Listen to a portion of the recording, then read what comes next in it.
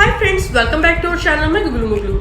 आज इस वीडियो में मैं आपके लिए लेकर आई हूँ बहुत सारी इन्फॉर्मेशन बेबीज के टीथिंग प्रोसेस के बारे में। जब हम फर्स्ट टाइम पेरेंट्स बनते हैं तो हम अपने बेबी की हर ग्रोथ को ऑब्जर्व करते हैं। हम हमेशा एक्साइटेड रहते हैं कि कब हमारा बेबी बैठना स्टार्ट करेगा, कब क्रॉल करना स्टार्ट करेगा, कब चलना स्टार्ट करेगा। तो इन्हीं सभी प्रोसेसेस में एक प्रोसेस होता है बेबी टीथिंग प्रोसेस, जिसके बारे में सभी पेरेंट्स के मन में बहुत सारे क्वेश्चंस होते हैं कि मेरी बेबी के दांत कब आएंगे, किस ऑर्डर में आएंगे, जब मेरी बेबी के दांत आएंगे तो उन्हें पेन तो नहीं होगा, अभी 10 मंथ्स हो चुके हैं और मेरी बेबी का एक भी दांत नहीं आया है, तो क्या हमें डॉक्टर से कंसल्ट करना चाहिए।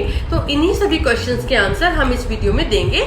वीडियो स्टार्ट करने से पहले एक रिक्वेस्ट, अगर अभी तक आपने हमारे चैनल सब्सक्राइब नहीं किया है तो आप रेड कलर का सब्सक्राइब बटन प्रेस कीजिए, बेल आइकन को हिट कीजिए।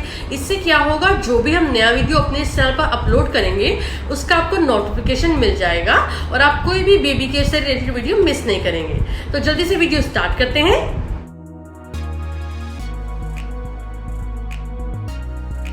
तो सबसे पहले हम बेबीज की टीथिंग प्रोसेस को समझते हैं। बेबीज में दांत यूजुअली 6 मंथ की एज से आना स्टार्ट हो जाते हैं। कुछ बेबीज के 7 मंथ से स्टार्ट होते हैं, कुछ बेबीज का 10th मंथ में पहला दांत दिखाई देता है। तो ये बेबी टू बेबी डिपेंड करता है, क्योंकि हर बेबी डिफरेंट होता है। कुछ बेबीज की टीथिंग प्रोसेस इतनी इजीली हो जाती है कि उनके पेरेंट्स को पता भी नहीं चलता है। वहीं दूसरी तरफ कुछ बेबीज बहुत इरिटेट होते हैं जब उनके दांत निकलते हैं। तो अगर मैं अपने बेबी की बात करूं तो एलिना के दांत 8 मंथ से निकलना स्टार्ट हुए थे। पहले उसके नीचे के दांत आए थे, 2 दांत आए थे, दोनों एक साथ आए थे। कुछ बेबीज में पहले एक दांत आता है, कुछ बेबीज में पहले ऊपर के दांत आते हैं। तो एज अ पेरेंट हमें बहुत अच्छा लगता है जब हमारे बेबीज के दांत निकलना स्टार्ट हो जाते हैं।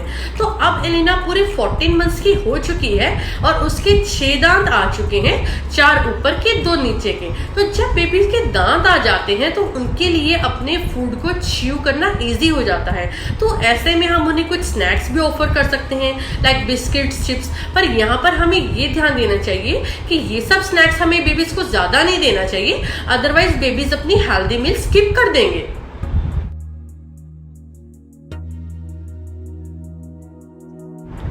तो जब बेबीज के मिल्क टीथ आते हैं तो उसके सिम्टम्स हमें पहले ही दिखना स्टार्ट हो जाते हैं।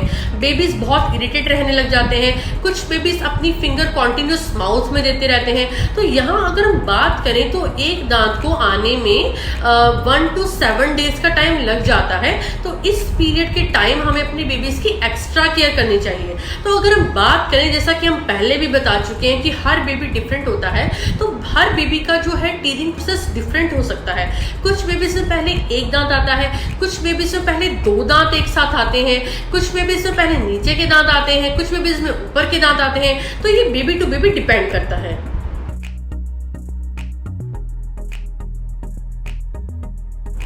तो ये प्रोसेस हर पेरेंट समझना चाहता है कि उनके बेबीज के दांत किस एज में आएंगे, कौन सा दांत कब आएगा, उनके दांत का क्या ऑर्डर होगा, यानी कि किस ऑर्डर में बेबी के दांत आएंगे, ताकि हम पहले से अपने आप को रेडी कर सकें और बेबी को जब उनके दांत निकलते हैं उस पीरियड के दौरान उनको प्रॉपर रेस्ट दे सकें। तो आइए समझते हैं बेबीज के टीथिंग प्रोसेस के ऑर्डर को।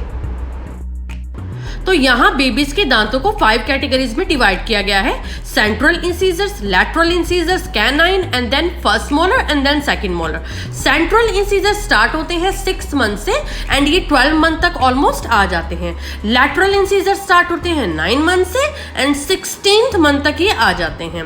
कैनाइन टीथ स्टार्ट होते हैं 16 मंथ से और ऑलमोस्ट 23rd मंथ तक, यानी कि ऑलमोस्ट 2 years तक ये दांत आ जाते हैं। फिर मोलर टीथ आना स्टार्ट होते हैं। पहले आते हैं फर्स्ट मोलर, फिर आते हैं सेकंड मोलर। तो ये मोलर टीथ ऑलमोस्ट 13 मंथ से स्टार्ट होकर 33rd मंथ तक आ जाते हैं, यानी कि 3 साल तक बेबीज का पूरा 20 दांतों का सेट आ जाता है।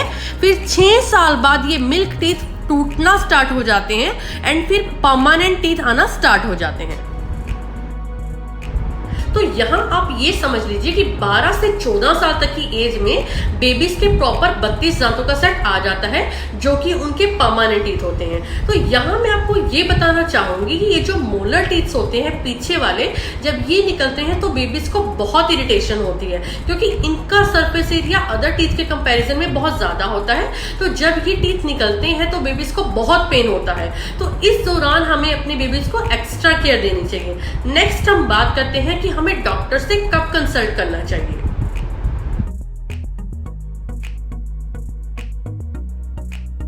एक्चुअल में होता क्या है कि बेबीज में टीदिंग के सिम्टम्स 4 to 5 मंथ में दिखना स्टार्ट हो जाते हैं। तो फिर उसके बाद 6 मंथ से बेबीज के दांत आना स्टार्ट हो जाते हैं। तो ऐसे में कई बार क्या होता है कि कुछ बेबीज के दांत काफी लेट आते हैं, कुछ बेबीज के दांत 10th मंथ के बाद आना स्टार्ट होते हैं, कुछ बेबीज के दांत 12 मंथ के बाद आना स्टार्ट होते हैं। तो ऐसे में पैनिक मत कीजिए, लेकिन इन केस अगर आपको लगता है कि आपके बेबी के दांत 16 to 18 मंथ के बाद भी नहीं आ रहे हैं, तो ऐसे में आपको डॉक्टर से कंसल्ट कर लेना चाहिए, क्योंकि अगर बेबी के दांत टाइमली नहीं आते हैं तो इससे बहुत सारी कॉम्प्लिकेशंस हो सकती हैं। लाइक इस एज में बेबीज सॉलिड फूड अपना स्टार्ट कर देते हैं, तो बेबीज के गम्स में जो है कैविटी होने के चांसेस बढ़ जाते हैं।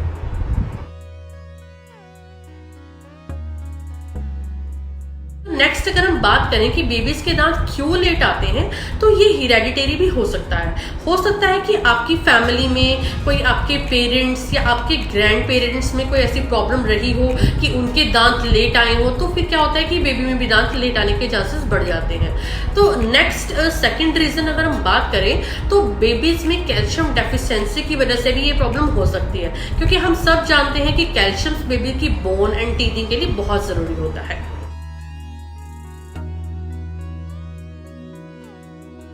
तो यहाँ अगर मैं अपनी बात करूँ तो मेरे डॉक्टर ने मुझे डिलीवरी के बाद 6 मंथ तक कैल्शियम टैबलेट्स प्रिस्क्राइब की थी, ताकि बेबी को कोई कैल्शियम डेफिशिएंसी ना हो, उसको मिल्क के थ्रू प्रॉपर कैल्शियम मिले। और इवन एलिना को भी उसके डॉक्टर ने 1 ईयर के लिए कैल्शियम सिरप प्रिस्क्राइब्ड किया था, ताकि उसकी बोन को प्रॉपर कैल्शियम मिल सके और उसकी टीथिंग प्रोसेस प्रॉपर हो सके। तो यहाँ एक ये रीजन हो सकता है कि बेबी को प्रॉपर न्यूट्रिशन नहीं मिल रहा है या प्रॉपर कैल्शियम नहीं मिल रहा है, जिसकी वजह से उसकी टीथिंग प्रोसेस जो है अभी स्टार्ट नहीं हुई है। तो अगर आपको लगता है कि मेरे बेबी को 16 मंथ हो चुके हैं, 17 मंथ हो चुके हैं, 18 मंथ हो चुके हैं, अभी तक एक भी दांत नहीं आया है, तो ऐसे में आप अपने डॉक्टर से जरूर कंसल्ट कर लीजिए।